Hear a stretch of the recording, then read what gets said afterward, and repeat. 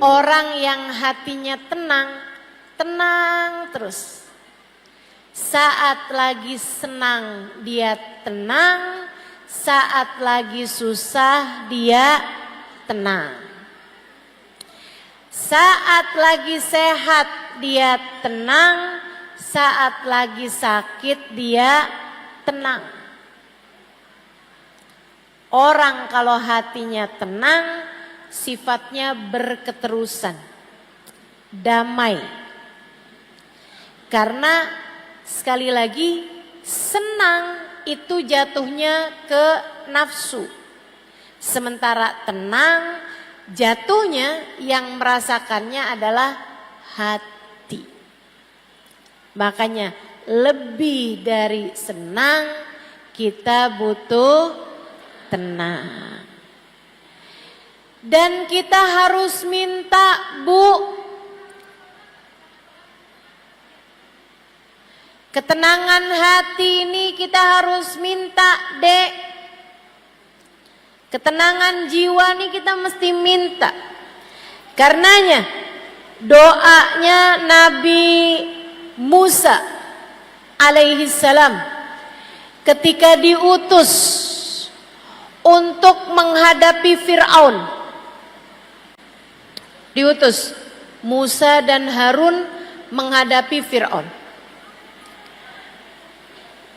Nabi Musa minta senjata. Nabi Musa minta bekal kepada Allah Subhanahu wa taala menghadapi musuh bebuyutan yang sangat kuat ini, yaitu Fir'aun. Katanya Nabi Musa, Rabbi syrahli sadri wa yassirli amri wahlul uqdatan min lisani yafqahu qawli waj'alni waziran min ahli Haruna akhi. Itu doa Nabi Musa. Nomor satu yang diminta sama Nabi Musa bukan senjata, pedang sangat tajam. Dari semua hal Nabi Musa bahkan gak minta ilmu. Ya Allah, saya dikasih ilmu dong buat ngadepin Fir'aun. Nabi Musa gak minta kesaktian. Ya Allah, saya dikasih sakti dong ngadepin Fir'aun. Akan tetapi yang diminta oleh Nabi Musa nomor satu adalah Rabbi syrahli sadri. Ya Allah, lapangkanlah hatiku. Kenapa yang diminta kelapangan? Sebab hati yang lapang akan selalu tenang. Hati kalau lapang bakalan tenang. Kita kalau ngelihat lautan gede, hati kita ngelihat lautan tenang. Kenapa gitu? Karena besar. Sesuatu kalau lapang membuat hati jadi tenang. Makanya yang diminta nomor satu sama Nabi Musa adalah kelapangan hati atau ketenangan hati. Nabi Ibrahim juga gitu. Nabi Ibrahim minta sama Allah. Katanya Nabi Allah Ibrahim alaihi salam, Rabbi arini kaifa tuhyil mauta. Ya Allah, tunjukkan kepada saya bagaimana Engkau menghidupkan yang telah mati. Allah balik bertanya kepada Nabi Ibrahim, awalam tu'min? Kamu minta aku tunjukkan bagaimana aku menghidupkan yang mati. Apakah Ibrahim kamu tidak beriman padaku?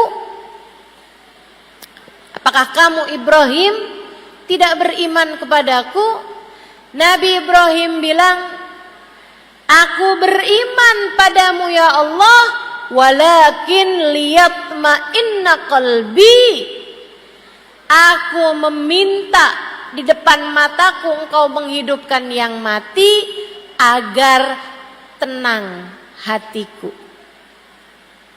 Nabi Ibrahim sekelas nabi minta kepada Allah agar hatinya tenang. Dan itu anugerah besar yang Allah Subhanahu wa taala bagi kepada baginda kita Nabi besar Muhammad. Allah kasih kepada Nabi wajah yang cakep. Allah kasih kepada Nabi badan yang kuat, badan yang indah. Bahkan Allah kasih kepada Nabi aroma yang wangi. Allah ngasih kepada Nabi ilmu. Allah ngasih kepada Nabi kemampuan berbahasa yang baik. Akan tetapi di antara semua nikmat yang Allah berikan kepada Nabi Muhammad, Allah mengungkit pemberian yang lebih besar. Kata Allah Subhanahu wa taala, "Alam nashrah laka sadrak." Bukankah telah kami lapangkan hatimu? Bukankah telah kami tenangkan hatimu, wahai Nabi Muhammad? Jadi ketenangan hati itu pemberian Allah yang luar biasa besar. Kamu jangan cuman minta duit sama Allah. Jangan cuman minta uang, harta. Ya Allah, kepengen punya rumah yang besar. Jangan cuman muntah itu. Ya Allah, kepengen punya suami yang ganteng. Ya Allah, kepengen punya anak yang lucu. Ya Allah, kepengen punya mobil yang bagus, pengen punya motor yang bagus, pengen punya HP yang bagus, pengen punya baju, pengen punya tas yang bagus. Jangan hanya minta itu kepada Allah Subhanahu wa taala. Hidup udah cukup lama, rambutmu sudah mulai beruban. Kalau doa yang diminta duit melulu, apa enggak malu? Bu, umur udah kepala 4 bahkan kepala 5. Udah sholat lama-lama, doa, waktunya doa yang diminta duit lagi, duit lagi. Uang lagi, uang lagi. Harta lagi, harta lagi. Dunia lagi, dunia lagi. Jika semua yang kamu minta di dunia adalah untuk duniamu, lantas dengan apa kamu menuju ke akhiratmu? Takutnya sama Allah dikasih semua hajat-hajatmu dunia. Begitu masuk dalam alam kubur, kamu jadi miskin papa. Kamu jadi enggak punya apa-apa. Sayang-sayang. Ayo minta yang penting. Salah satu dari yang penting, minta sama Allah kelapangan hati, minta sama Allah ketenangan hati. Orang kalau sama Allah dikasih hati yang tenang, setengah permasalahan dalam kehidupan sudah berhasil dia jalani dengan mudah.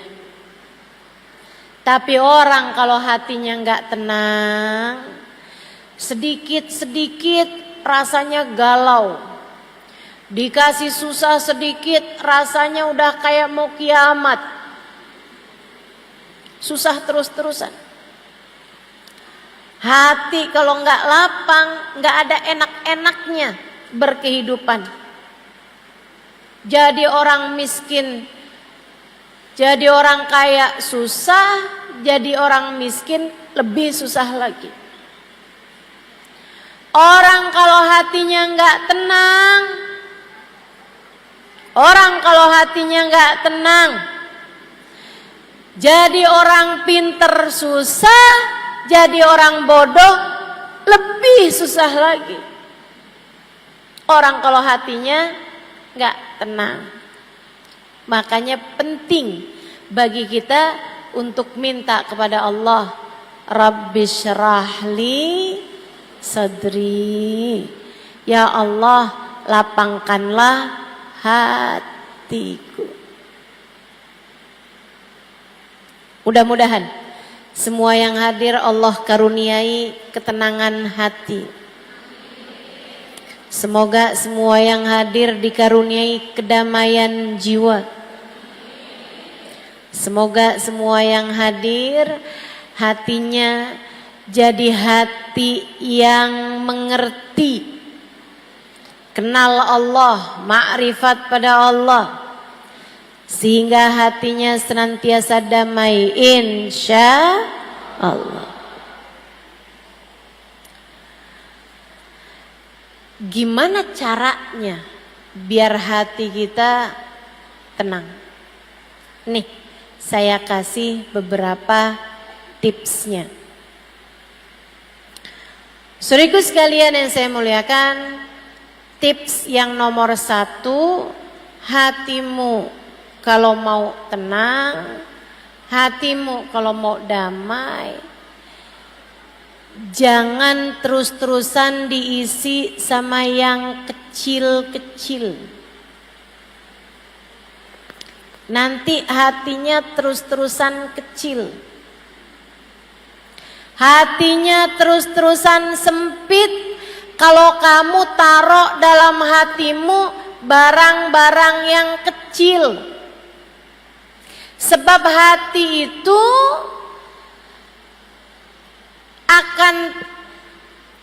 akan menjadi seperti yang dimasukkan. Kalau yang dimasukkan kecil, dia jadi kecil. Kalau yang dimasukkan besar, dia jadi besar. Kalau yang dimasukkan barang-barang kotor, hatinya jadi kotor. Kalau yang dimasukkan barang-barang yang mulia, hatinya jadi mulia. Maka kalau kamu pengen hatimu tenang, hatimu damai, taruh dalam hatimu yang besar. Apa yang besar? Tepatnya siapa yang besar? Tak ada yang lebih besar daripada Allah Subhanahu wa ta'ala, Jalla Jalaluhu wa ta'ala azamatuh. Kamu kalau kepengen hatimu tenang, taruh Allah dalam hatimu, maka hatimu akan merasakan ketenangannya. Taruh Allah dalam hatimu. Taruh dalam hatimu yang besar. Ustazah, yang kecil apa tadi? Selain Allah. Selain Allah. Selain bekal menuju Allah, selain yang mendekatkanmu kepada Allah, semuanya adalah urusan kecil. Lebih gampangnya, apapun yang tidak kamu bawa mati, apapun yang tidak kamu bawa masuk ke dalam alam kubur, itu adalah perkara yang kecil. HP kamu bawa masuk ke kubur gak? Nah, nanti kalau mama mati, yang iPhone tolong masukin ya. Providernya semua aja deh nak. Mama gak tahu yang nyambung yang mana. Telkomsel, XL, masukin semua. Bisa begitu? Manfaat begitu? Enggak. Tidak akan membawa kemanfaatan. Kalau kamu bilang sama anakmu, masukkan HP ke dalam kuburmu, tidak akan bermanfaat. Kenapa gitu? Sebab HP adalah sesuatu yang kecil. Sesuatu yang kecil, sesuatu yang tidak akan kamu bawa masuk ke dalam alam kuburmu. Kecil semua. Ada di sini yang pesen, nanti kalau saya mati tolong ya kalungnya dipakein, gelang sama cincinnya juga dipakein, biar saya cakep ketika ditanya para malaikat. Manfaat begitu? Enggak bawa manfaat apa-apa. Dulu ada orang kaya, kaya raya dan soleh. Anak-anaknya bakti sama dia. Dia pesan sama anak-anaknya di masa tua, nak, bapak nih seneng sama kaos kaki yang ini. Tolong nanti kalau bapak mati, masukkan kaos kaki bapak nih, sebelum dipakein kain kafan, pakeinlah bapak ini dulu kaos kakinya ya nak. Iya pak, disimpan kaos kakinya sama anaknya. Sampai ketika bapaknya meninggal, habis selesai dimandikan mau dikafanin, si anak bilang, tunggu dulu, kain kafannya jangan ditutup dulu, kita mau pakein bapak kaos kaki. Akhirnya berantem sama yang tukang mandiin dan mengkafani jenazah. Gak boleh, jenazah gak boleh dipakein kaos kaki. Ah gak apa-apa, kita mau pakein bapak kaos kaki. Oh gak boleh, mana ada jenazah pakai kaos kaki. Mereka lagi berantem berseteru, datang teman bapaknya. Tunggu dulu, ini saya nih diminta sama bapak kalian buat bacain surat yang ditulis sama bapak kalian di waktu hidup. Saya diminta membacakannya di saat beliau meninggal sebelum dikafani. Suratnya bunyinya gini, anak-anakku sayang, kalian pasti sekarang sedang berusaha untuk memakaikan bapak kaos kaki. Nak, kata bapaknya, bapak nak gak minta dipakein kaos kaki.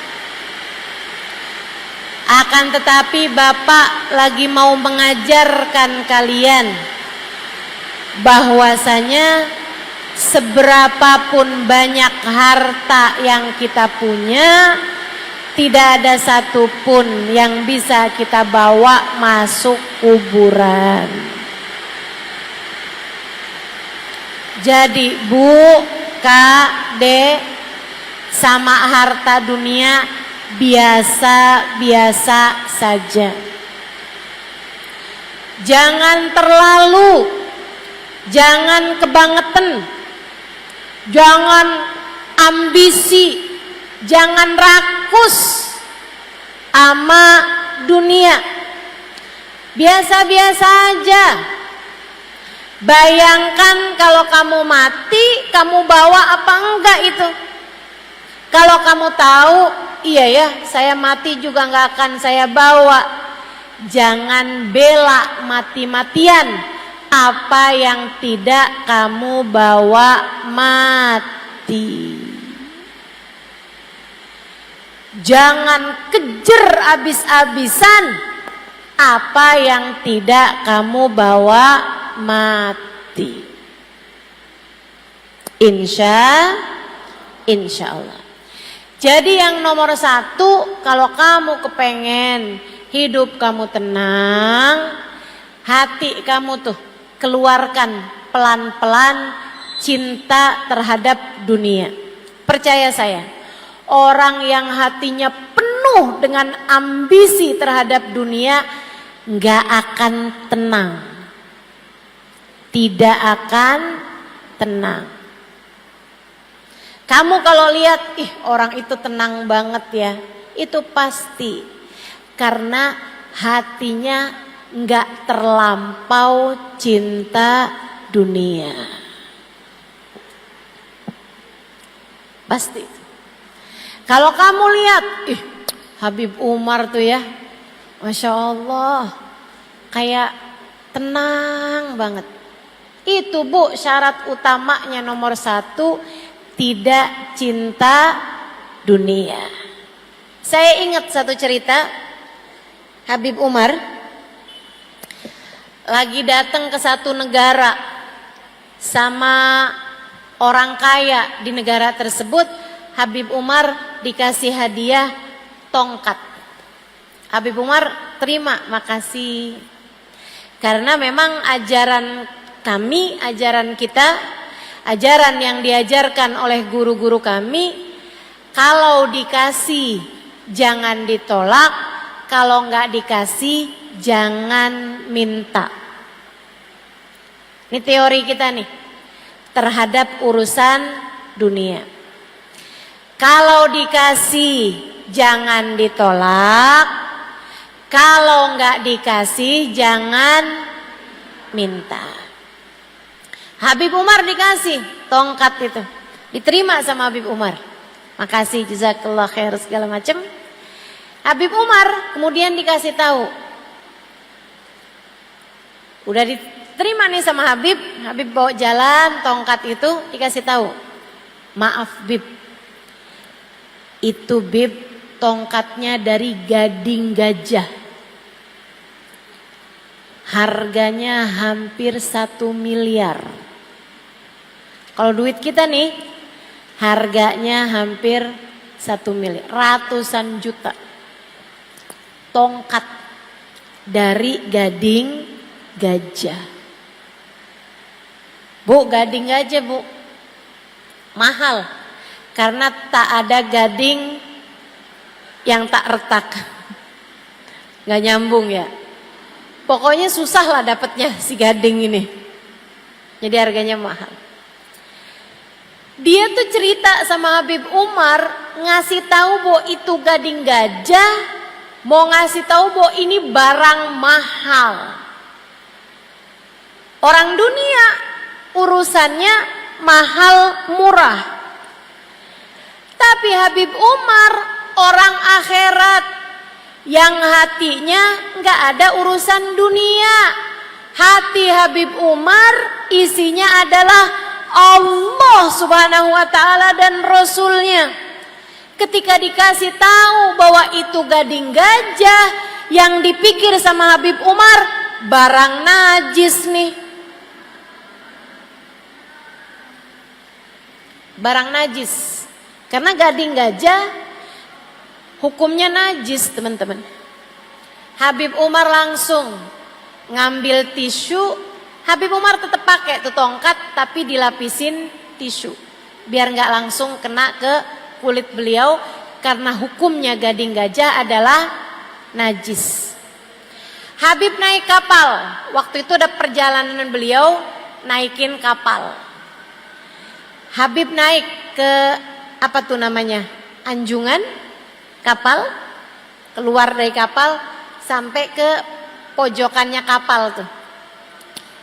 Habib ngobrol-ngobrol segala macem, sampai ketika beliau sudah sampai di tengah-tengah lautan, Habib Umar panggil lagi orang tadi tuh yang ngasih tahu bahwa ini adalah gading gajah. Bukan yang ngasih, orang yang ngasih tahu bahwa ini adalah dari gading gajah dan harganya sangat mahal.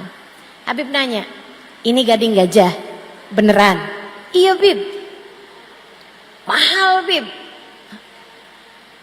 Gading gajah yang itu kan, dari gajah itu culaknya, kata Habib, gadingnya.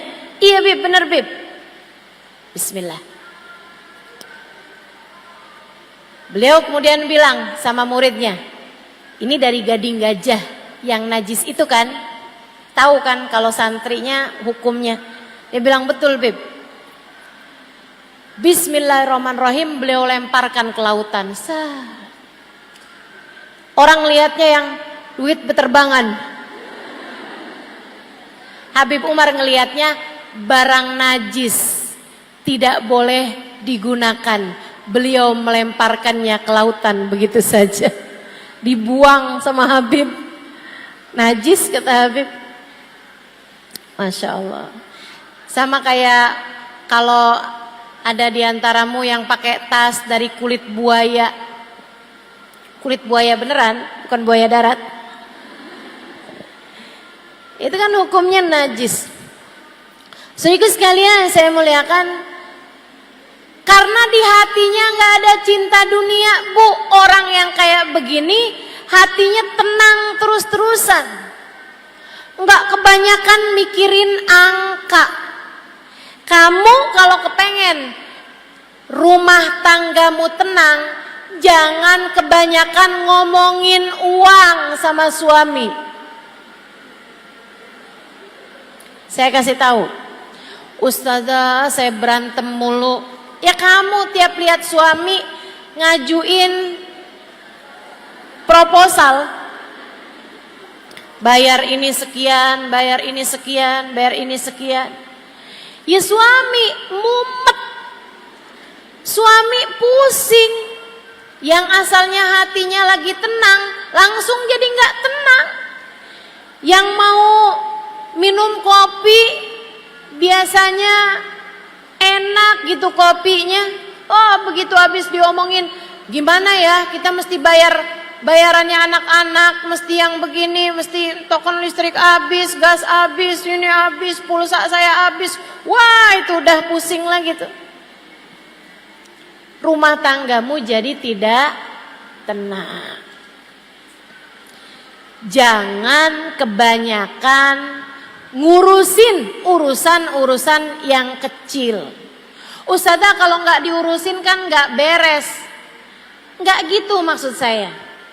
Yang harus kamu urusin. Tapi yang nggak perlu kamu urusin, jangan kebanyakan ada dalam pikiran kamu. Cara dapetin uangnya, cara dapetin rizkinya, kamu hanya perlu menjemput rizki. Cara rizki itu sampai kepadamu, biarkan jadi urusan Allah. Teman-teman sekalian, kamu hanya perlu menjemput rizki. Apa sih Ustazah bedanya? Nih, ada nggak di antara kita nih datang ke sekolah TK, kemudian kita tungguin TK-nya bubar. Begitu anak-anaknya bubar, ada yang nanya gitu, kamu di sini ngapain? Saya mau jemput. Emang kamu punya anak? Enggak. Lah kalau nggak punya anak ngapain jemput? Kamu akan menjemput seseorang, menjemput anakmu dari sekolah karena memang kamu punya anak di sekolah tersebut. Artinya Allah nyuruh kamu menjemput rizki karena memang rizkinya sudah ada, diaturkan oleh Allah Subhanahu wa taala. Kamu hanya perlu menjemput saja. Kerja aja Bu, jualan batik jualan aja. Kamu punya warung buka aja. Urusan bagaimana datang rezekinya, biarkan jadi urusan sang pembagi rizki, namanya